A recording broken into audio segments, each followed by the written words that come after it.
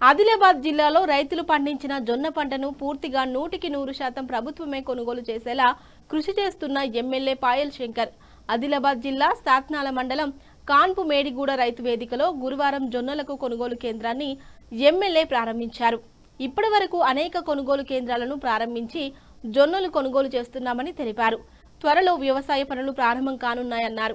రైతులకు ఒక ఆతృత ఉందని, ఎక్కడా ప్రభుత్వం జొన్న పంటను కొనుగోలు చేయదేమో అనే ఆతృత కారణంగా మార్కెట్ యార్డులలో రద్దీ ఏర్పడి గందరగోళం నెలకొందన్నారు.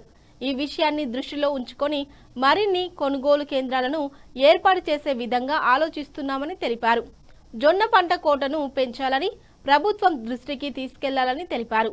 ఈ కార్యక్రమంలో మార్కెట్ చైర్మన్, రైతులు, నాయకులు పాల్గొన్నారు. ఆదిలాబాద్ జిల్లాలో రైతులు పండించినటువంటి జొన్న పంటను పూర్తిగా 100% ప్రభుత్వంతో కొనుగోలు చేయించాలన్నటువంటి ఆలోచనతోని ఇప్పటికే ఆదిలాబాద్లో అనేకమైనటువంటి కొనుగోలు కేంద్రాలని ప్రారంభించి జొన్నలను కొనడం జరుగుతుంది. మరి వ్యవసాయానికి సమయం దగ్గర పడ్డది. ఇంకొక వారం 15 రోజుల లోపల వ్యవసాయ పనులు కూడా వర్షాలు మొదలైతే వ్యవసాయ పనులు మొదలైతే 15 రోజుల తర్వాత రైతులలో ఒక ఆతృత ఉన్నది. ఎక్కడ ఆలస్యమైతే జొన్న పంట ప్రభుత్వం కొనదేమో ఆ ఆతృత కారణంగా మార్కెట్లలో కొంత రద్దీ ఏర్పడడం, కొంత గందరగోళమైన పరిస్థితి ఏర్పడుతున్నది.